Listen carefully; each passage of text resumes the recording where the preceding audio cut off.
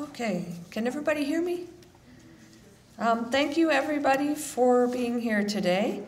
I am feeling very, very fortunate to have all our wonderful speakers and our volunteers, and extra especially fortunate since I get to introduce our next speaker, Darla Spencer. She's a prolific researcher with many fascinating interests and also a very nice person to work with.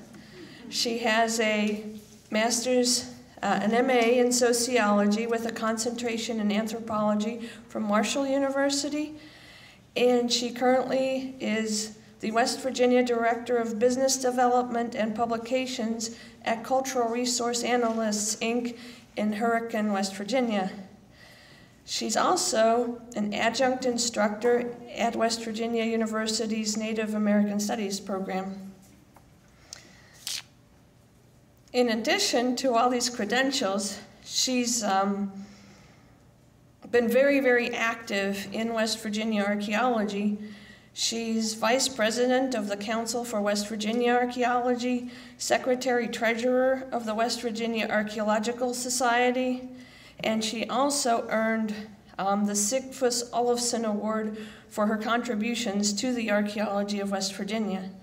So if you get the West Virginia Society's journal, she's listed in there. Her research interests are just varied and too many to list all of them, so I'm going to give you the very, very tip of the iceberg here. She has done research on shell gorgets and has published articles in the West Virginia Archaeologist and the Virginia Quarterly Bulletin. She's also done research in Mason County. There's a online presentation called Mason County and Archaeological Treasure, which was sponsored by the Humanities Council, who is also sponsoring our symposium today. So that's another one of her interests. But her presentation today is titled Evidence for Siouan-Speaking Groups in Southern West Virginia. And this topic she has also written articles about. They're published in the Virginia Bulletin of the Archaeological Society of Virginia and also the West Virginia Archaeologist, the newest edition. So she really has a long list of interesting accomplishments, but rather than keeping talking, I would like to introduce Darla Spencer.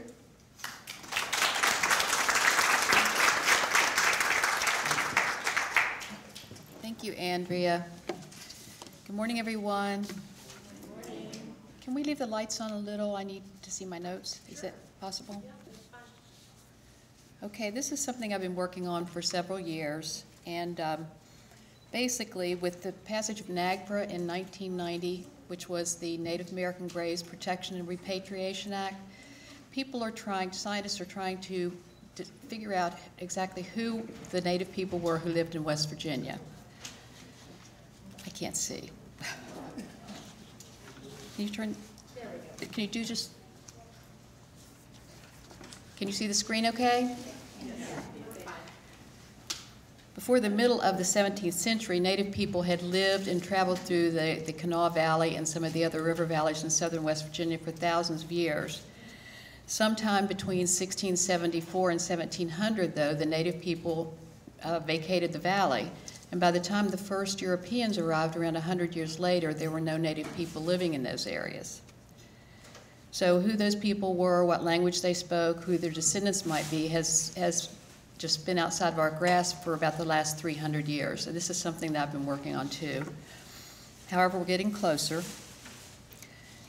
And my talk today will present evidence, different lines of evidence, that at least some of the people that lived in southern West Virginia may have spoken a Siouan language similar to the Tutelo and Saponi Indians in Virginia. And do we? Okay. No, I got it. And these are some of the sites in southern West Virginia that we know of. So you can see that there are a lot of sites along the river valleys particularly. And archaeologists call these, this is part of the Fort Ancient cultural tradition, which extends from Indiana all the way along the Ohio Valley in Kentucky and Ohio into West Virginia. There are several types of evidence to help establish cultural affiliation. The first is the historic records, and these are records, accounts by early historians in the 17th and 18th centuries that actually dealt with Native people and listed their histories. And then there are oral traditions of the Native people themselves, their stories of their origins and their migrations. Comparative linguistics, which is using the development of words as a way of relative dating. And then the archaeology, of course, and that's studying the material culture of the people left behind. Darla, would you move the mic down just a little? Okay. And these are locations of Siouan-speaking people when the first Europeans came to this country, came to the attention of the Europeans. They were spread out from the mouth of the Arkansas River to the Canadian Rockies and Alberta, with other groups in the Virginia Piedmont and the Mississippi Valley.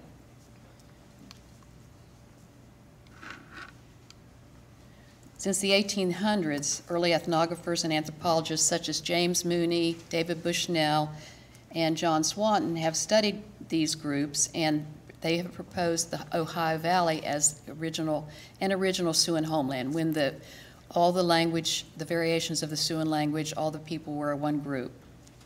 And it was assumed that they had lived together at a central location.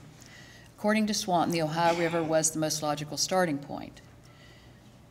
In 1701, Gravier, who I assume was an early explorer, reported that the Ohio River was known by the Miami and the Illinois Indians as the home of the river of the Arkansas because their people had formerly lived there. The Arkansas was another name for the Dejihah Sioux, which we'll hear more about, that included the Quapaw, the Omaha, the Ponca, the Kansa, and the Osage tribes of today. At some point, the Virginia tribes, the Virginia Siouans, the Tutelos, Saponi, and Occaneechi, migrated into Virginia and the Carolinas. And if the theory of a central homeland of the Siouan language group in the Ohio Valley is correct, then they would have migrated through present-day West Virginia. And these are maps created by Bushnell showing the tribal migrations. The Siouan is the orange. It's kind of in the center there, and you can see that it's all one large group. And then it gradually spread out. And here it's split, and there are two groups. And this is more of their historic locations. And you can see them in southern West Virginia, eastern West Virginia, and down in Virginia and the Carolinas. The remaining Siouan populations moved west, probably in several groups. The Jiwade Sioux, which includes the Iowa, Otoe, and Missouri of today, have been associated with the prehistoric Oneota culture, and they migrated west before European contact. The Dejihah Sioux, again the Omaha, Osage, Ponca, Quapaw, and Kansa were the last to move west. And the oral traditions of all those people tell of their migration westward as one group until they reached the mouth of the Ohio River, where they split and moved to their historic homelands. And these are some of the Virginia groups circled in green, the Tutelos, Saponi, Occaneechi, and up on the far left, the Monitans. There's one early historic reference to an Indian village that's thought to be on the Kanawha River.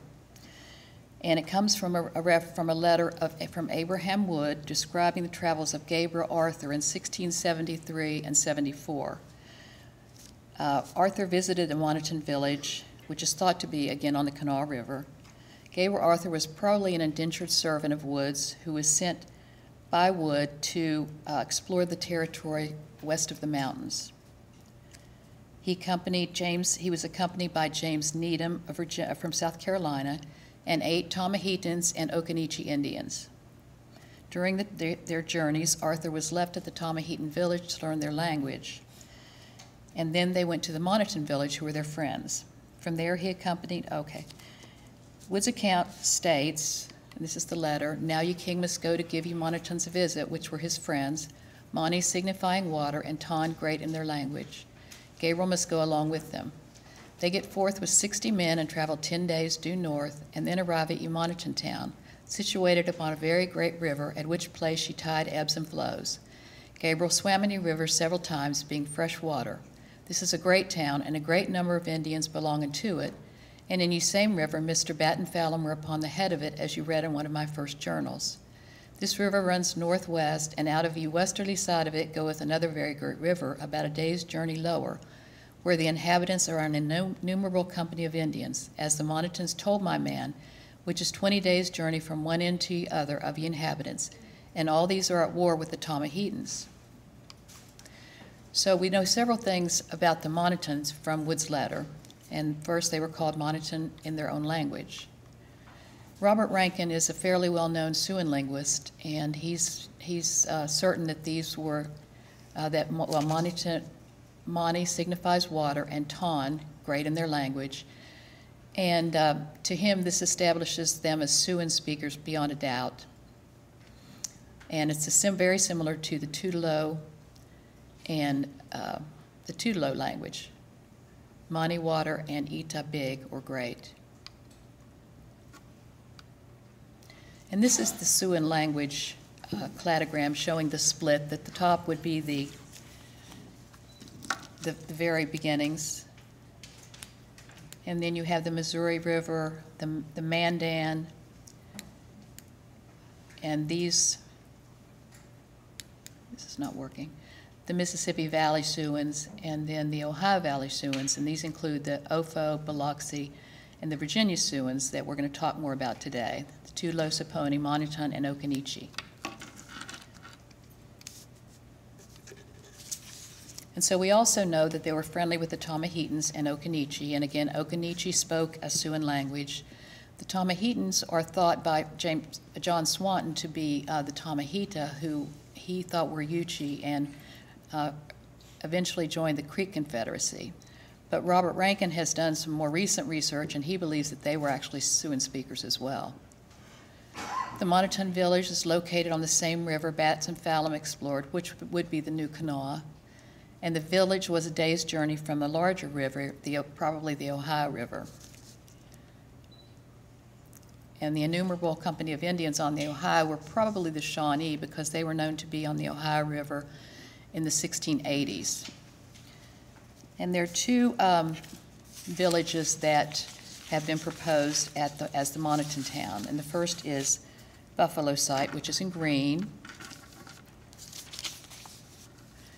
And it's a large village right on the Kanawha River, and it's about 25 miles from the mouth, which is probably about a day's journey on foot.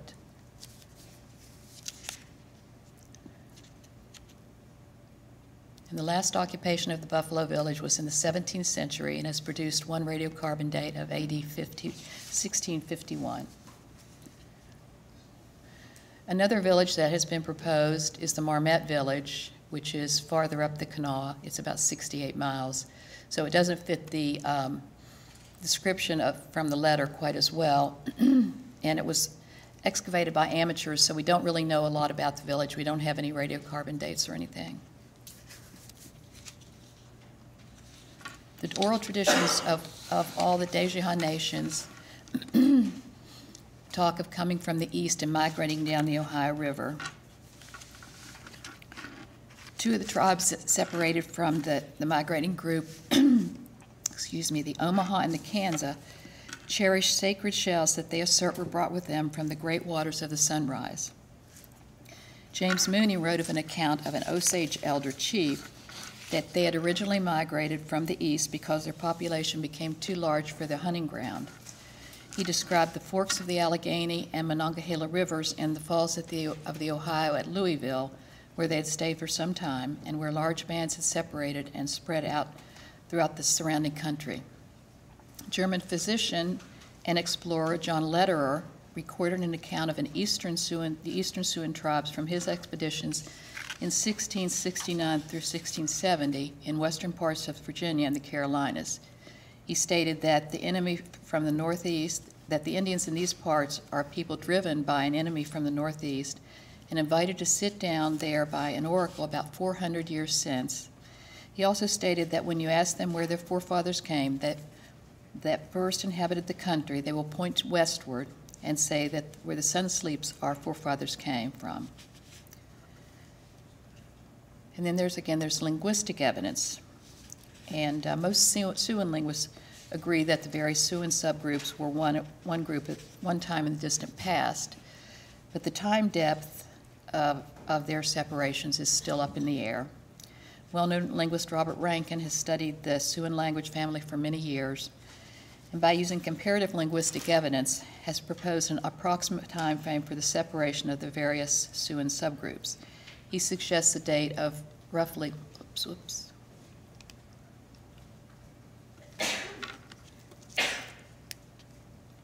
roughly 3,500 years ago for the first split. And he also stated that some location in the Ohio Valley is the best guess for their earlier Siouan, between Muskogean groups to the south and Algonquian groups to the north. In a recent article in the Histories of Maize, Rankin used the development of Siouan words for cultigens such as squash and maize to establish relative dates of separation between the Siouan subgroups. There appears to be no common Siouan word for any of the edible domesticated cultigens, which would argue for their split before their development. The earliest cultigens were a form of cucurbita pepo that includes squash and pumpkins, which appeared after 1050 BC and became important between 500 and 200 BC. By this time, there were 4 distinct Siouan subgroups that you can see here: the Missouri River, Mississippi, Mandan, and the Ohio Valley Siouans. Rankin also suggests a time depth of approximately 1,500 years for the split between the Biloxi Ofo, which would be this group, and the Tudelosaponi Moniton. And maize first appeared in the Ohio Valley around 8200 and slowly increased in importance until its fluorescence around 8600 as a major food source. The Biloxi Ofo borrowed a Caddoan word, which was down on the Mississippi River, for their word for corn or maize, while the Tudelosaponi and Moniton have a different term. So this would indicate that the two groups are separate well before the beginnings of the first agricultural societies. In 2001, we're going to look at another form of material culture as pottery. In 2001, excavations on the Kanawha River for the Marmot Lock expansion project uncovered a previously unknown Native American village, the Burning Spring Branch site. More than 83,000 ceramic vessel fragments were recovered from the site. Roughly 80% was shell-tempered, and it was soon evident that some of this shell-tempered pottery exhibited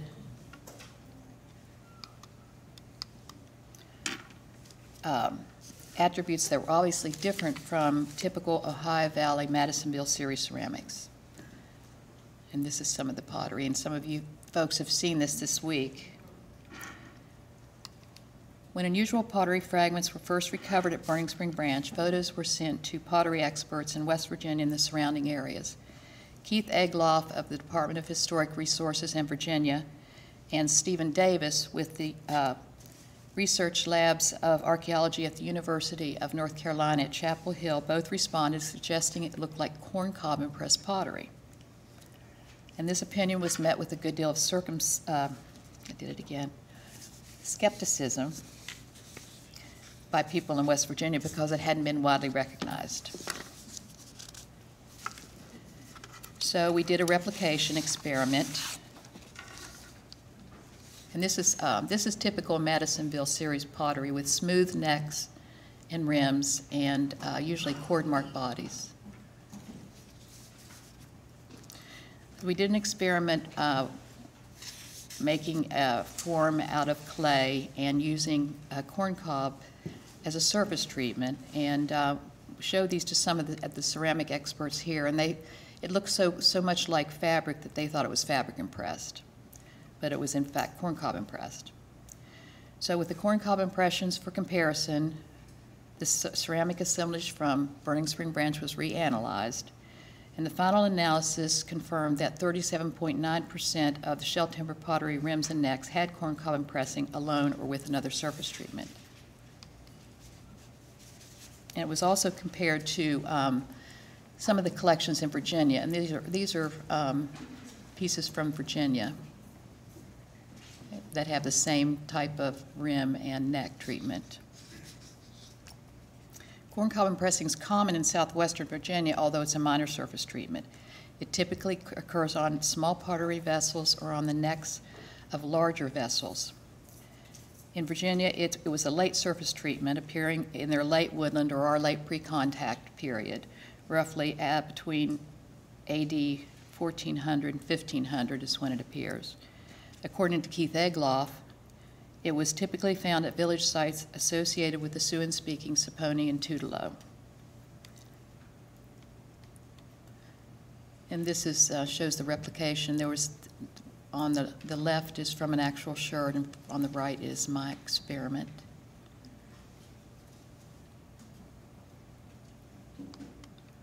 And this is some of some more of the corn cob pressed pottery from Virginia. And again, the Madisonville series.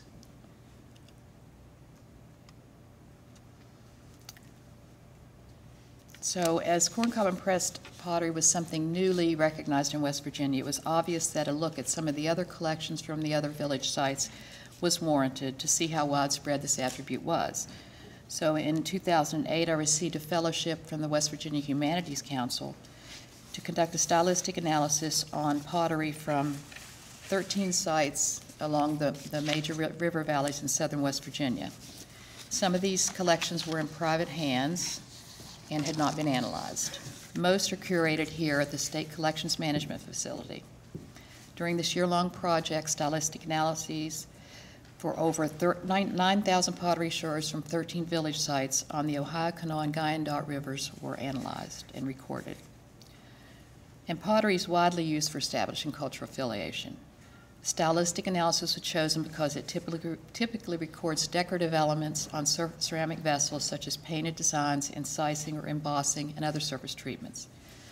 And these types of decorative elements on pottery are thought to be more likely determined by culture than other types of ceramic attributes. Keith Egloff suggested that the use of a dried corn cob to impress the neck and rim of a vessel may have also been used to create an inverted or flared rim when rolled up and down on the neck. And during the course of this research, when the rim orientation was recorded, ceramic corn cob pressed rims were predominantly inverted. The results of the analysis concluded that in addition to burning spring branch, corn cob pressing was frequently used on the surface of ceramic vessels at Buffalo, Rolfe Lee, Marmot Village, and Man.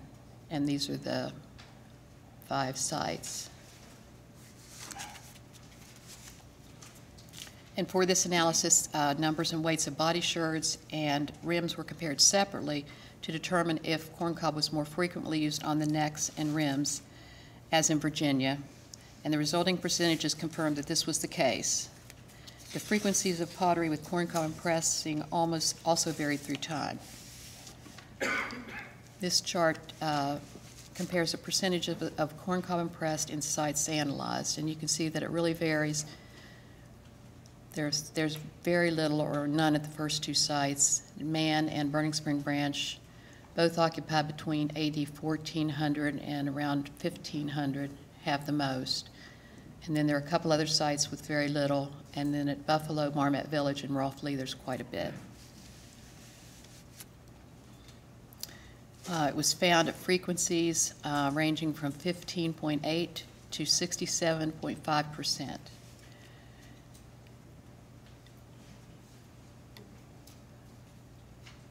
The two sites that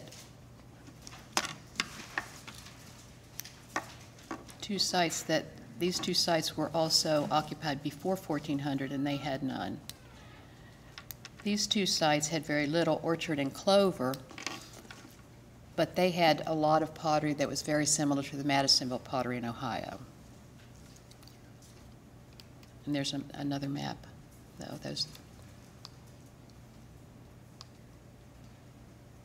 And these are just some of the pieces from Buffalo, Man, Burning Spring Branch. This is from This is from a corn cob with the kernels still on, from Buffalo. Marmot Village, Rolfe Lee.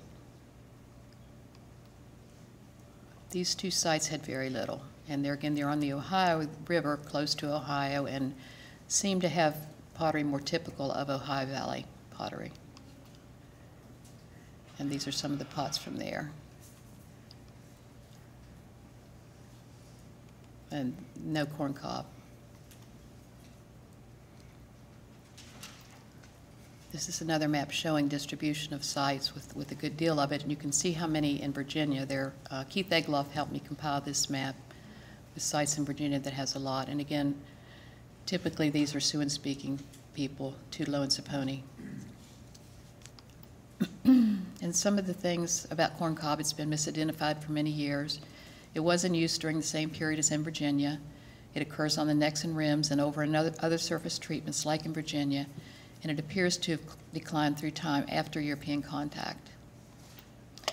Another form of material culture are marine shell called, Another form are the marine shell ornaments, which you find widely throughout, particularly the eastern U.S. Marine shell masks, in particular, were gorgeous ornaments that were worn around the neck, and they're considered important temporal markers during the late pre-contact and contact periods. They also may be cultural markers, as they exhibit a variety of designs and shapes that appear to have significance for particular groups. The distribution of marine shell gorgets found throughout eastern North America has illustrated patterns of interaction between groups in the Ohio Valley and Mississippian groups in the southeast, where most originated.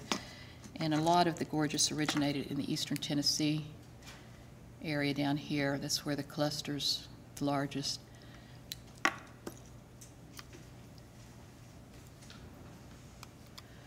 They also typically follow the route that William Meyer described in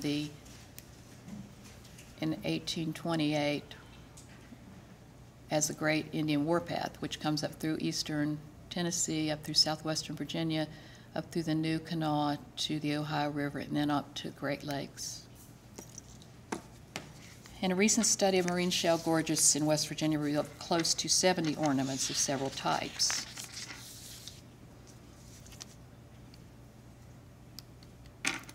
Marine shell masks, with and without the weeping eye motif, have much wider area of distribution than other types of gorgets. Mask gorgets have been found as far north as Manitoba and as far west as Montana and the Dakotas. The largest concentrations occur in eastern Tennessee, northeastern Arkansas, and the western tributaries of the Mississippi River, and the Ohio and Kanawha Valleys. Brain and Phillips, who did a large study and published a book on marine shell gorgets, reported that mask gorgets were mainly used after European contact, with some surviving into the 19th century on the plains. The Jiwere and Dejihasu and the Lakota appear to have a strong attachment to marine shell masks. Howard noted that marine shell masks in the shape of a human face have been found as far north as Manitoba and Saskatchewan. He also related the use of a shell mask gorget carried in war bundles of the Kansa in the 19th century. And again, the Kansa was a Siouan-speaking, or are Siouan-speaking people. His informant said that the shell had been brought from the Great Water of the East by the ancestor of the Kansa.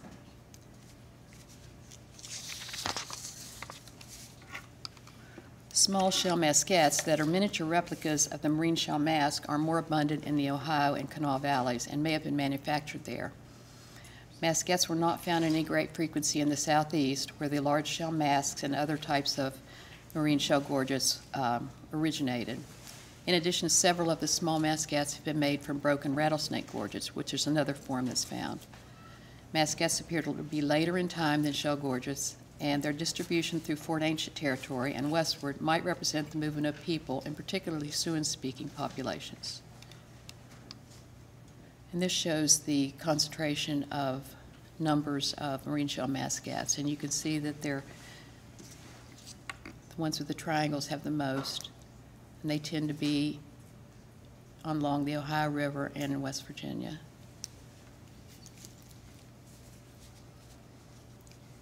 Several sites have produced 5 or 6 mascats, and again, the large triangles. At least 6 were found at Madisonville in Ohio. 5 are reported from Hardin Village in Kentucky. 6, possibly more, from Rolfe Lee in West Virginia and Mason County, and at least 6 from the Buffalo site on the Kanawha River. Several others have produced 2 or 3. And several plains archaeologists have noticed the affinity of Siouan groups, in particular for marine shell, particularly the shell mask or mascats. In a recent article in Central Plains Archaeology, Michael Fosha reported a connection between the historic Siouan groups such as the Lakota and shell masks.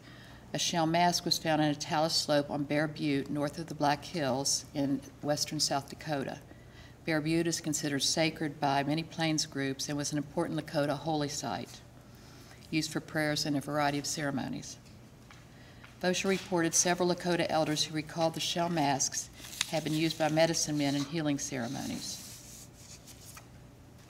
And a graphic illustration of some of the particular Siouan affinity for marine shell ornaments is shown in portraits by George Catlin and other 19th century artists.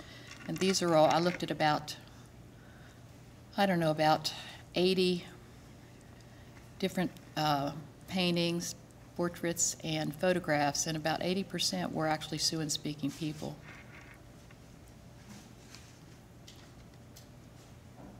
These are in the 1800s.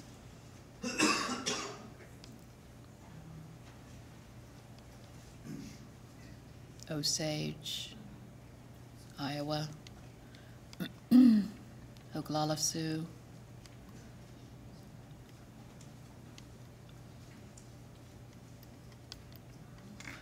So in conclusion, the most solid evidence for Siouan occupation comes from the letter from Abraham Wood about the Monotone village that appears to be on the Kanawha River. And Siouan linguists agree that the Monotones were Siouan-speaking people. Linguistic evidence indicates that Virginia Siouans migrated east before the adoption of maize agriculture. The similarities on surface treatments on pottery indicate possible Siouan occupation of the southern West Virginia between AD 1400 and 1700. And also evidence for continued use of marine shell by Siouan groups migrating westward.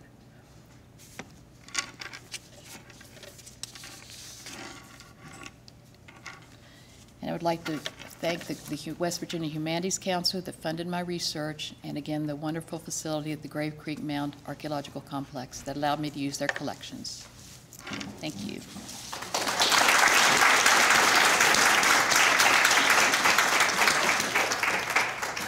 All right, does anyone have a question for Darla Spencer? Okay. Yes. Just let me get you a microphone so everybody in back can hear, please. The shell masks, how big were those masks, the full size, and where did they get the shells from? I didn't quite get The that. shells are marine shell from the Gulf and Atlantic coast. They're made from whelks. They're about, the largest is about not quite the size of a face. And then the mascats were about 2 to 3 inches in height. Thank you. All right, we have one question in back. Why did the natives leave the Kanawha Valley? We don't know. Just when the first Europeans came, they were gone. There doesn't appear to be any evidence of epidemics or anything, but they just moved on. And it could have been pressure from the Iroquois nations. It could have been pressure from Europeans in the east. We just really don't know. Anyone else? Question for some of our new researchers to start pursuing our young researchers. Anybody else with the question? Okay. Well, oh, Jared. Darla? Yes. The term Siouan speaker? Yes. Siouan language? Yes. Can you frame for us in a sense that we might be more familiar with? Like, what is a Siouan, what is the Siouan group like? Like, we speak English. Right. We're part of the Indo-European language Right. group, which also includes like German and Greek and Right. lots of other languages that we can't understand at all. Right. So what is that like? What is a Siouan group like in that sense? I don't know about the early native splits of language from the migrations. I don't really know much about that, but all I know is that It appears that they were all one. When they split, again, the words for cultigens, it was depending on when they split, they formed new words for new products, that type thing. If anyone's seen Dances with Wolves, that's all, Lakota, and that's probably what most people are familiar with. I guess what I was getting at is when you show a map that shows all of this vast area of central United States Right. is Siouan speakers. Right. A person from here that's a Siouan language Right. probably couldn't understand a person from North Dakota. The actual languages are Right, the dialects are different, probably although different. they're all Right, related right. in- They were historically related, yeah, and then for a they, long time. right, evolved after that, I'm sure. Jared, I can just add anecdotally, I lived in South Dakota before moving here and have many Lakota friends. We have a fluent Lakota speaker who's on our faculty who was raised on the Rosebud Reservation. And there are today even dialects that have remained in existence. Many have gone extinct, but Dakota, Nakota, Lakota are all closely enough related that many of their words simply substitute that first consonant of their name. So thank you in Lakota would be Pelamaye. In Dakota, it would be Pidamaye. In Nakota, it's Pinamaye. And that's one of the few words I know from that dialect. But others in the audience might have heard of Algonquin languages, Iroquoian or Haudenosaunee languages, Uto-Aztecan languages in the Southwest. I'm not a linguist or a language expert, but just by reading and meeting with people and attending conferences, there are many different languages. And of course, the farther north you head, you have Athabasca and Yupik and Yupiat, Aleutian, and all of those. So there are some overlaps, as you mentioned in your example of European languages, but then others that are just mutually unintelligible. So some of the Lakota friends that I have who live out west have said that in their oral traditions, their elders taught and passed down the knowledge that they came from this part of the country and migrated west. So they've said, Bonnie, you're out there in West Virginia, you're out in those mountains where our ancestors tell us we came from before we came to the Midwest. And also, for example, have said that they are relative to the Catawba, okay, down in South Carolina, another Right, Siouan and Catawba, they think Catawba was a group that migrated much earlier, and Robert Rankin calls that Siouan-like. They don't really even include that because they think the migrations were so much earlier into the South. Can you hear? Here, try this one. Very soft, and then we'll need to move on. Unfortunately, a lot of the Eastern Siouan language peoples have lost most of their language. They don't. I think the last Tutelo speaker was the Tutelo and Saponi migrated up and joined the Cayuga, one of the Iroquois nations, and I think they recorded the last speaker in the 1800s. John Dorsey recorded them, and I know Karen Wood, she's a Monacan Indian, and she's also PhD candidate at the University of Virginia, is trying to recreate the language. The Occaneechi have some of their language left, but the Tutelo and Saponi, they think, are practically gone. They were absorbed into the Cayuga, and so they're just, they've sort of, nobody knows that now. Nobody knows their language, which is really unfortunate.